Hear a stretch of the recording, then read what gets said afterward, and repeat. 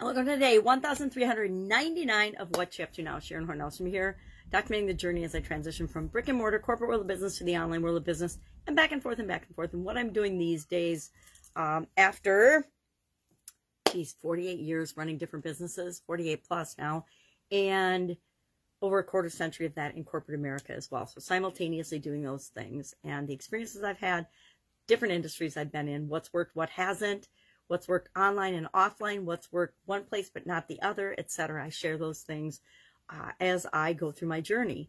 And I document and share my journey in this little free segment for a couple of reasons. Number one, to keep track of what I'm doing, what's worked, what hasn't worked, the good, the bad, and the ugly. To share the lessons that I've learned so that you and might not have to learn it on your own. I have had mentors and been in masterminds and groups that have helped me tremendously to avoid mistakes that I could have made throughout my journey. Now, I made plenty of them on my own, but it helped me to avoid some of the biggest traps and pitfalls that I otherwise surely would have fallen into had I not been a part of those organizations or those groups or had those mentors along the way. So I like to share in this piece and be that for as many people as I possibly can. For free, of course, here on my What You Up To Now. So today, I created 3 pieces of content. And for the month of November, I'm doing something called No Nonsense November as part of the Get Up and Go Challenge. And when the pandemic hit in actually March, April of 2020, when we started to actually find out about it and know about COVID-19, I knew I needed to keep moving and do something. So I started doing a challenge. It was a 10-day challenge first in March, and then in April, I was like, okay, I need more because this has gone from being a 2-week thing that where people are shut down and our lives are impacted to for sure a month. And then the month turned into months. And now we're in, I'd say, year 2 of COVID land. And I don't know about you. Not much is personally impacting me, but a lot of people are being really negatively impacted by all of the changes and all the drama and all the trauma that is associated or blamed on COVID-19. It's having an impact on people I love and care about in ways that I don't necessarily agree with or like. So it's not over yet. So in December, the month of December, we'll do our 10th free 30-day Get Up and Go Challenge. And in the Get Up and Go Challenge, I share something called a SOAP framework. My fancy bars with soap. This one's not backwards. This one is. I finally decided to learn to write backwards to deal with my technology. But I share a SOAP framework, and it's a simple 4-step process that allows us to take any change or any challenge that comes down the pipe or impacts our life and install the process in our subconscious so that whatever happens, we are guaranteed to have a better result, the best result for us than before the thing happened. Because we've got a process that automatically, just like it's easy as breathing, we go through on a subconscious level, and we can do it consciously if we so choose, which is what we do during the challenge. We do it consciously for each and every area of our life: physical, mental, emotional, spiritual, relationship, contribution. And I added communication and confidence this year as areas of my life I wanted to work on and help other people work on as well. If I'm working on it, I want to share what I'm learning with you so that if it's something that's interesting to you, you can do it too, or learn from it too, without having to pay tens of thousands of dollars for coaching in that area. Because I do that so I can share the information with other people as well. So I can learn, and as I learn, I share what I learn, if that makes sense. Because guess what? As I share it, I own it. I really learn it. And I really involve myself and engage myself with the learning and the trainings. And by sharing them, I learn just as much as the people I share them with. So selfish, I know, but that's how we all are, right? That's how we all learn and grow and become the best version of ourselves. So during the months that I'm not doing the Get Up and Go Challenge, I usually have something going on. A few months this year I didn't. During the summer, I kind of took a 2-month hiatus to hang out with my granddaughters and things, which was awesome. And but a lot of times, and I did this last year, November, I did a tool every day in November. I shared a tool that I've learned throughout my life, both my corporate life, my business ownership life, my just trainings and coaching and lifelong learning even, I don't even know if I shared things from college, but probably a couple things I learned in college. I think Plan, Do, Check, Act I learned in college.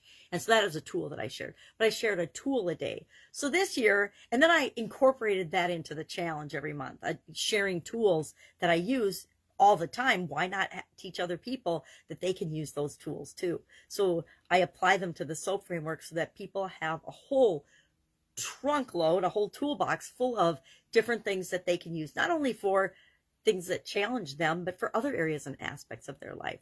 So this month I decided, okay, I'm going to just share the biggest lessons that I've learned in my 6+ decades here on the planet. And so that's what I've been doing. And I just kind of randomly picked something every morning. And then the last couple of days, yesterday, I actually thought, okay, we only have 3 days left of the month.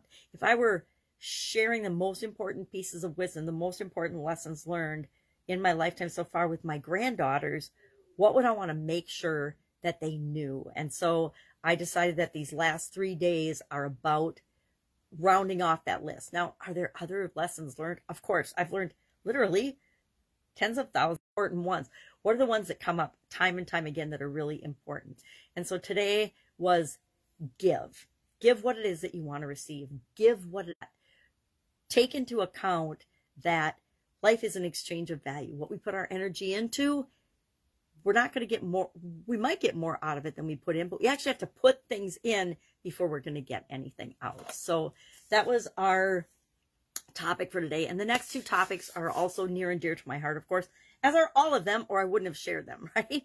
And those are available on the Get Up and Go Challenge page under, I think, Guide 14. So not under the page, under the group. There's a private group as well as a page. I do them on the page, record them on the page, then I share them in a group in guides. So if you want to search or go find them in order, you can go back and you can find all 9 challenges we've done so far, plus more, plus other things that we've done. That's why there are 14, and then December will be 15, guide 15. That's why there's 15 things in there, 15 guides, not just 9 like the challenges. But I don't believe in disappearing content. So the content's there whenever you're ready, whenever it's right for you. Or if there's a specific topic or a thing that you're having a challenge with, go into the search bar, type it in, and then see what comes up. I guarantee some videos will come up on it. And if they haven't, please ask me, because I might know or have a resource that we can pull in to help in that area or aspect of whatever it is that you're questioning. So that was our No Nonsense November today. Our money idiom for the month of November, I decided for November, I think I did time last month, and so in November I thought, oh, I'm going to do money idioms because we're getting up toward the holidays, end of the year. Money's a concern for a lot of people. Let's do money idioms. It's amazing how many of them have to do with pennies. There are so many penny idioms, or 2 cents or whatever. And today's was come up like a bad penny, or to turn up like a bad penny. And it means, of course, something that happens that we don't really want, like recurring problems, or getting a blemish right before an important event, or that salesperson that just won't leave you alone, or that person that has a crush on you that just keeps showing up wherever you are, feels like you're being stalked, but you're not. But somebody that is unethical, or that you feel uncomfortable around, or something that is unethical or you feel uncomfortable around. I think that personally, and I didn't share this in my Supersize Your Business segment, but I believe the media is worse than a bad penny. I think they're bad industry all in all, both social media in terms of the way they're handling political, religious, other topics that they have no business monitoring or judging. That's my opinion, of course. I'm sure they think that they have the right to do and say and be and monitor and manipulate anything they want, as does our mainstream media right now, and some politicians. We have a lot of really evil, dirty politicians right now in power that are manipulating and destroying at least America. And those of us with a brain that think for ourselves, which was day number 1 of No Nonsense November, by the way, think for yourself, which means turn off the media and think for yourself. Don't think you can go online and Google search or search Facebook for, or any of the Twitter platforms and things, the big platforms. Even LinkedIn has joined the fray. instead of being strictly business like they portray themselves to be, which I love LinkedIn, don't get me wrong. You can't go, I remember when the internet started, I was thinking about this morning as I was rocking my granddaughter. I was thinking, you used to be able to, okay, back in the olden days, you had to do your own research, right? You had to think for yourself. And I'm talking the olden days pre-internet, which is only like a couple of decades ago, right? You had to figure stuff out. You had to go research it. You had to find out for yourself, or at least try to find out for yourself in a creative way. You couldn't just go online and Google something. Beginning of the internet, scientists, engineers, people solving problems, answering questions, reliable information, right? Because experts were providing it.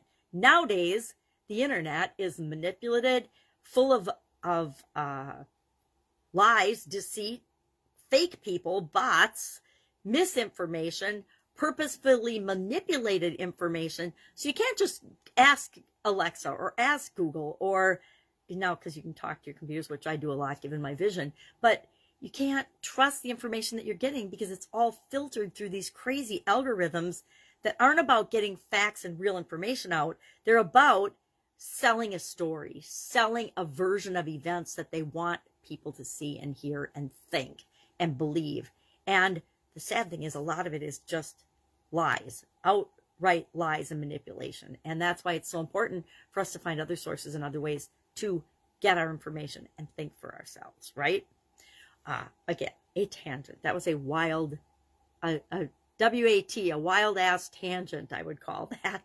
So to turn up like a bad penny, in my opinion, the media, social media is manipulation, politicians manipulation. Any evil to me is a bad, bad penny. Heck, it's a bad, bad franc or whatever this kind of money is. I don't know what it is. Anyway, I guess evil exists just as much as good, and we need to figure out how we're going to personally combat it and deal with it, knowing that it is an entity that we need to deal with. We don't have to choose to accept it. We don't have to embrace it. Hell no. But we do have to know what we're going to stand for and how we're going to deal with things that are not right for us. Evil is not right for me. Just going to say that right now. Evil, bad, manipulation, prejudice, greedy, unethical, immoral, sinful, bad. It's not for me. So I'm going to choose to not participate in any of that. So to turn up like a bad penny was our idiom today. We only have a couple more days of money idioms. I don't know what the next couple days are going to be. I'm working on, yesterday I started working a little bit on, as I was hanging out with my beautiful little 9-month-old granddaughter. We were playing and we were setting up her little people nativity my sister gave her with the little light up star. We were playing with that. I started thinking about, well, what do I want to do in December for idioms? I think it's almost easier if I pick a theme now and then research and find idioms that go along with that theme. I don't know if I'll do that next year, but I did it for October. It worked really well. I did time-related idioms. November, doing money idioms related to money. So I think December, I will do either winter, cold weather. I don't know if there's any December. December, I think, is the only idiom I can think of that uses December, talks about December specifically. But there are end of year, ending, the word end, hey, it's end of the year. So maybe the last week of December, I'll do an idiom every day about ending, or the word with the word end in. I don't know. I'll think of something. I started researching yesterday, so I'll have something, maybe winter. And the hard thing about doing that now, after doing over 1,000 idioms already, is when I pick a theme, I'm bound to have ones that I've done before. The thing is, I'm not the same person I was if I did that idiom 2 years ago, right? I've got 2 years more experience, 2 years different experience, 2 years different living. And so I'm a different person than I was 2 years ago. So my take on the idiom with respect to supersizing and growing our business is different. I know I've done a couple of idioms as I've done themed things that have popped up, and I'm like, oh, I know this one. We've done this one before. And I haven't gone back to watch my previous version of those, but I'm about 80 to 90% sure that it's different. It's got some of the same, the origin of these idioms, when there is one, by the way. Sometimes there is no specific origin. And wouldn't you think, nowadays with the internet, we would be able to find the origin of a lot of these. And I think that some of them, it just gets convoluted. And again, I now have started wondering, is it because information is being algorithmically filtered and controlled in terms of whether we can find the origin of certain things or not? I suspect that that has a bit to do with it. So,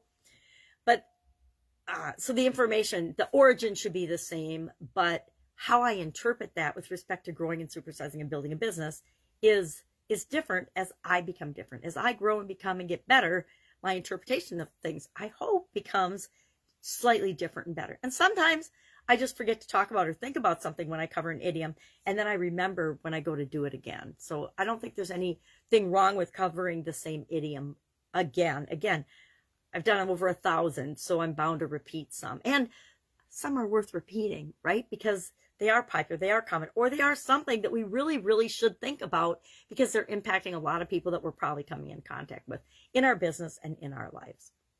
Our annual challenge this year is to do one thing every day that centers us. And today it was about kindness, and a part of kindness being loving people that don't deserve it. Now, I contend we all deserve to be loved, and sometimes we're not very lovable. Yeah, me included. Sometimes I am grumpy or tired or don't feel good, and I don't always behave in the most lovable way. I try to be loving, but not always, right? Sometimes we're judgy, sometimes we're whatever. And so sometimes I probably don't deserve kindness and love, but we all want to be and all deserve to be treated with kindness and love. So we talked a little bit about unconditional love and those people we love unconditionally, and then people we love conditionally, right? Our friends and acquaintances, if they're total jerks to us or people that treat us badly, we don't have to participate and be kind or involved in their lives at all anymore. That's up to us to decide. So those were the three main pieces of content that I shared today. It's holiday weekend here in the United States, and I felt really rotten on Black Friday. Did not feel good at all. So did not participate much in anything. And then yesterday was a fun day with my granddaughter. And today it's catch up plan. Keep working on, I've got a bunch of projects going next year. So I need to kind of keep the irons in the fire on some of them and make sure I'm taking care of end of the year stuff, just like everybody else, so that we finish this year strong. Any questions, any comments, any concerns, hit me up in the comments below. I like to be that resource if you're like struggling with anything and you think you don't know what to do next. I want to be that resource that you can ask and say, hey, this is what's going on.